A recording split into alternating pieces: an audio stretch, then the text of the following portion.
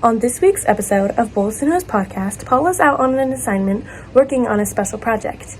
He's been missing for a few days, but finds a way to join us for the mailbag.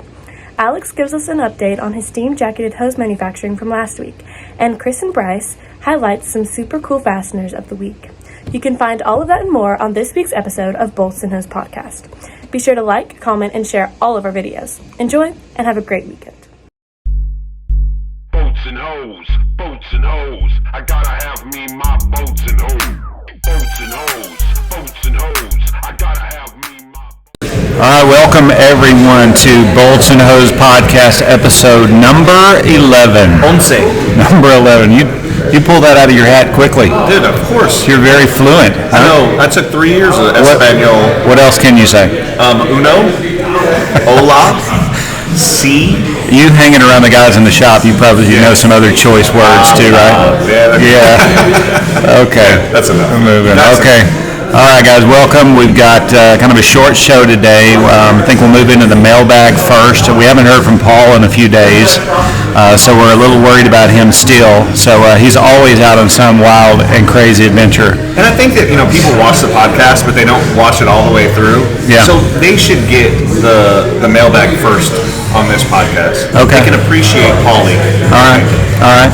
And I think he's got a segue into an update with Alex over at the hose shop, still injecting some of that hose into the podcast. We need more hose. Yeah. It's always bolts. Correct. More hose is needed. Yes. And then we will go into the show and tell portion as well. We got some cool parts today. I'm excited about these. All right. Very good. So we'll jump into it. We will play Paul's video that he sent. We'll see what he's up to. All right, here we go. Gentlemen, I hope you get this. And I'm kind of in the thick of things again. Kind of got myself in a little pickle. Can you see me? Hold on. Let me see if I can help this out. Oh yeah. There I am. Listen, boys, if you get this message, know that I did my best. So here's the deal. I was doing a little recon mission and looking at some companies that are claiming to be U.S. manufacturers.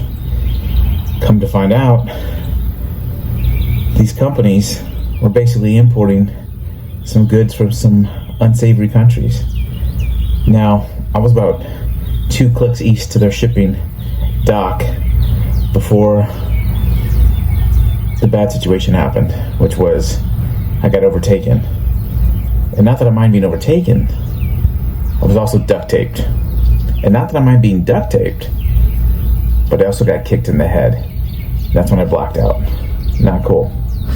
Anyway, I'm in some type of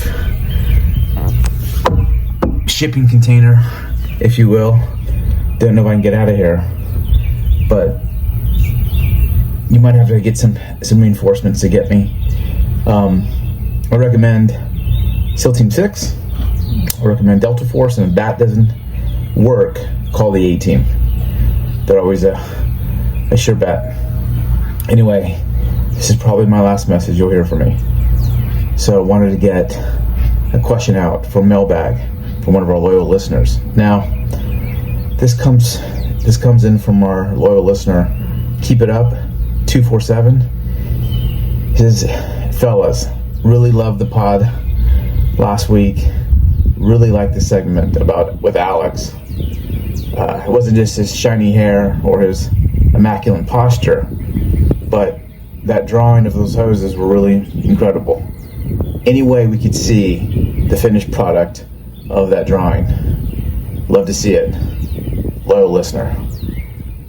So yeah, that's the question. So anyway, not sure how much oxygen I have in here. I gotta go. I gotta figure this out. Get this message out. Love you, boys. Take care. Out. Hey, what's up, hosers? On last week's podcast of Bolts and Hose, we talked about, we pulled up a drawing of a steam jacketed hose that I was drawing up for a customer, and we kind of showed how those worked, and I wanted to show the end product since we got that finished and we got the order. So here you can see there's a 2-inch over hose. This is where the steam is going to be carried is through this 2-inch outer hose, and you see a port right here so that you can inject steam in, and on the opposite end of the hose is a port just the same. So I'll back up so you can see that a little better. So 2 different 3/4 inch female NPT ports. It could have been males, it could have been different sizes, but that's what the customer chose to go with, was 3/4 inch female couplings on each end. And these are just tapped all the way through so that the steam can be injected. And then you have this 1-inch hose right here with cam and groove fitting, and you can see that's a 1-inch hose on the inside of this 2-inch hose. You can't see the hose itself because it's inside of there. It's all welded up, it's sealed from one another. That's the actual process hose, and in this case they were getting cam and groove fitting, so a male on one side and a female on the other. A couple other pretty cool orders that we got. You don't see this every day, but we got a order for some short 2-inch high pressure metal hoses that have schedule 80 extra heavy pipe nipples on each end. You know it's going into high pressure service when you see heavy duty fittings like that. So we've got those all ready to go, tagged up, and we'll be getting those shipped out here momentarily. So, and then we also got some little small diameter 1/2-inch hoses that have thread protectors. We've got 8 of those tagged up, ready to roll. And with our new tagging machine, we can put a customer's logo. We can do just about anything we want. Any information that the customer wants on there, we can put it. So give us a shot, give us a call. Hope to hear from you soon. Thanks. Bye. Okay, well that explains where Paul was, right? He's a numbskull, man. Yeah, but you know, Appreciate your hard work, though, Paul. I mean, you're going out on a limb trying to, get us some more information. Really appreciate you, buddy. yeah, you'd be surprised at the number of people I think that applies to, right? That say they're more ingrained in the U.S. market than they really are. You know, there's you go out to some of these shops and you see a bunch of shipping containers in the back. Obviously, they're importing a lot of product, so. Just because they're based in the U.S. does not mean they're not importing the product that they sell. So very true. Yep. But really cool segment with Alex too. He really makes some awesome products over there. That one that he's making, that steam jacketed hose. You think about a hose, just a simple way to transfer fluid from one to the next, but that kind of shows you a way that it can be an engineered product. It's basically a heat exchanger. You've got process flowing through one tube, and then you've got a jacket that's created on the outside of that. Pretty cool. And in that case, you're heating the material up so that it stays, the right viscosity to flow through the pipe. So, a hose can be a simple thing, but it can be a very technically engineered product as well. And we've gotten a lot of good feedback. I mean, they're kicking butt over there. Yeah. So, there's a lot of people that do commodity hose and a lot of hydraulic, like commodity crimping and things like that. And we can certainly do those things. But when it comes to that specialty hose, quick turnaround, very similar to the way we do bolts, Alex is trying to take that same business model and apply it to the hose product, fluid transfer product. And it works really well because honestly, there's not a lot of people out there in that segment. There's not a lot of people doing that very technically engineered product like he is. Focused on service and turning stuff around fast. Yeah. I mean, you saw, he was just working with the engineered portion of that and getting the drawing approvals last Friday, and here we are with a finished product. He filmed that earlier this week too. So, he's doing good. He's doing a great job. Real proud of that location over there. So one more from Paul. We'll go back to Paul. Yeah, I think he's got another question, so we'll roll into that. Okay. All right.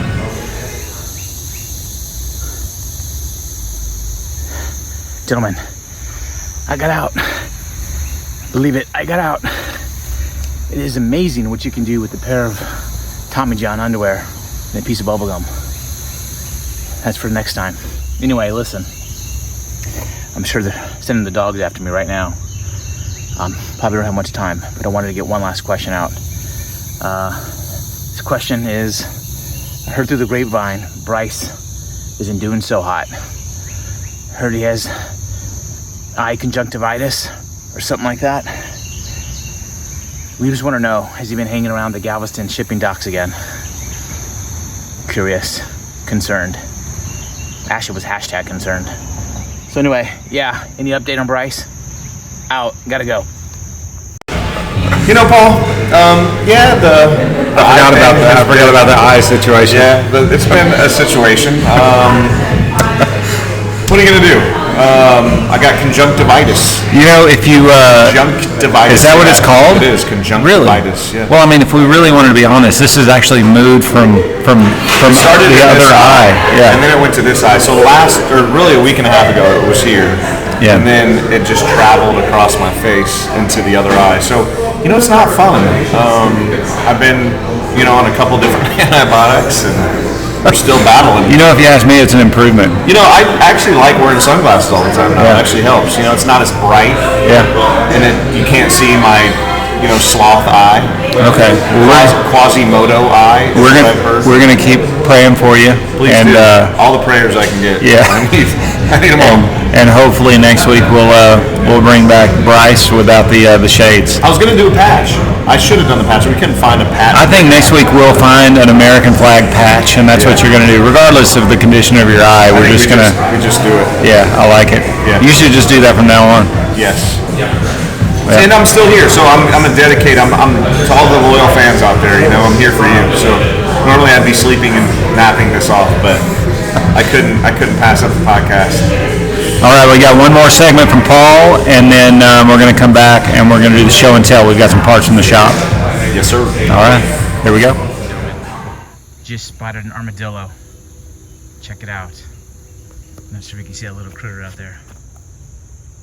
He's running away. Yeah. I don't think he has a question. Just wanted to point him out. Gotta go. Out. Our main man, All right. here he is. Yeah, with a bubble machine. He brought us a bubble machine, so we got bubbles in the background. So that was an armadillo, in case you guys have never seen an armadillo. I'm sure there are people not from Texas. Are armadillos outside of Texas? I think that's like our state animal or something. State rodent? Yeah. State I never saw reptile? one. Before I came to Texas, I never saw one. Okay. I think it's exclusive to Texas, maybe. I don't know about that. Yeah, maybe people can comment if armadillos are anywhere but Texas. I think they're in the like New Mexico's got armadillos. But I would bet we probably have a viewership that probably has never seen an armadillo I before. challenge them. I challenge them to prove me wrong. I think they're everywhere in the South. I think armadillo is a lot like a possum. A possum will play dead. You've heard the phrase playing possum. So as a defense, a possum will play dead. An armadillo will roll up into a ball, and all of its armor, the hard shell on the outside, will protect it from a predator. Keep it from getting eaten. Armadillo. Armadillo. It's an armadillo. See, that's part of the Texas. See, Bryce is showing that he's from Chicago right here. Everybody from Texas knows it's an armadillo. Get out of here, armadillo. So we got a bubble machine behind us. Bubble machine. So, we're bubbly. And you never know what you're going to run into in Ingenious over here. Hey, let's talk about over here. So Ingenious, we're having a couple IPAs, right? You have a Texas Coast IPA. Texas West Coast IPA. It's a West Coast IPA, right? Yeah. And I got a fruit IPA. In honor of Pride Month, Bryce is doing the Caribbean Queen. Yes. So it's like a very hoppy Bud Light. I'm out of here with all that. Okay, so let's do parts of the week. Show and tell parts of the week. Bryce, what have you got for us today, my man? Today is a day of 718, Inconel 718. It's kind of cool. So we run 718 quite a bit. I thought I would highlight... Those both are 718? Both 718. That's why I thought I'd do this. And they're two different heat treating. Oh, it is. Yeah, they got 718. That's right. So this is a long socket. It's an M8 by 280 socket and cap screw. We have Socketed cap screw with a little internal hex on the inside, yeah. So these are actually, it's a per NACE API CRA spec. So 125 min yield was a customer specific spec on this. Those aren't threaded yet. Not threaded. We still haven't threaded it. So they just turned down the bodies and did the head on it. And then we still have to thread it. But so this is a cool piece. I mean, so 718 NACE API, machine from half-inch round bar. Just a, high dollar, used in like H2S situations. And we've talked before about how that length to diameter ratio, this is a very extreme case of that. Very, very difficult to machine. Again, you're only supporting it from both sides. You've got a very thin section there relative to the diameter, and when you put tool load there in the center, you're going to get this deflection. And in order to get that perfectly concentric all the way down the length of that, it takes some skill. So very difficult part to machine. There's not a lot of people that even know how to do this. So I throw back to the skill level of our guys in the shop that really, really know what they're doing. We really have a good crew out there. We can't say enough good things about them out there. Yeah, it's a difficult. I was actually terrified for them to start running this. Yeah. I was sure something was going to go wrong, but they've tackled it, and they're almost all done with the blanks. Yeah, because when you quote something like that, it's not very straightforward. You have to take that into account, that you've got to take slow passes. You've got to come up with a special setup to be able to support it. I mean, it takes some skill to know that. Otherwise, somebody might quote it, get into it, not know what they're getting into, and have a lot of problems with it. But we know what we're tackling with that. So this spec, you see it more in like downhole applications. Oil and gas guys that are going, searching, drilling for oil. So this is going to see some H2S underneath the surface. So this is more of your traditional bolting spec for 718. It's B637, AMS 5663 with the 150 min yield strength on it. And this is actually going into a turbine application. So again, kind of a cool part, interesting, a lot of different details here. A double end stud, you got, I think this is a 5/8 11, and then this is, I don't remember what it was, but maybe a 1-inch fine thread 12 maybe. Looks like that. You have, a little radius here, shoulder here, dog point here. So just the same material, same chemistry here, but just different heat treatments to achieve different mechanical properties, just depending on the application.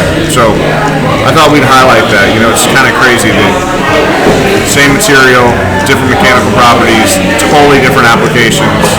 Very good. We've been running some large parts over there too this week too, Bryce. They're probably a little less convenient to bring over here at the brewery, but 4 and 8 B16 pins that we're machining down from 5-inch because that's all we could find in raw material. Yeah, so really large parts. I mean, larger than a pallet. I mean, they're very big parts. And then we're sending out to get heat treated, bringing it back in to get machined, and just a very, a lot of operations, expensive. And then we're making the nuts too. The B8M Class 2s as well, those big ones. I mean, what size are those? 3-inch? 3-inch, yeah. 3-inch diameter by 33 inches or so. 33 1/4 inches. Yeah, some very large parts. Those are a very hot turnaround. We've spent about a week making those. Again, some special parts that we've been able to turn around very quickly. Class B material. So the shop has been jam-packed. Boy. Yeah. The last couple of weeks it's been the Wild West. Yeah, really nice. Keep it coming. All right. Please.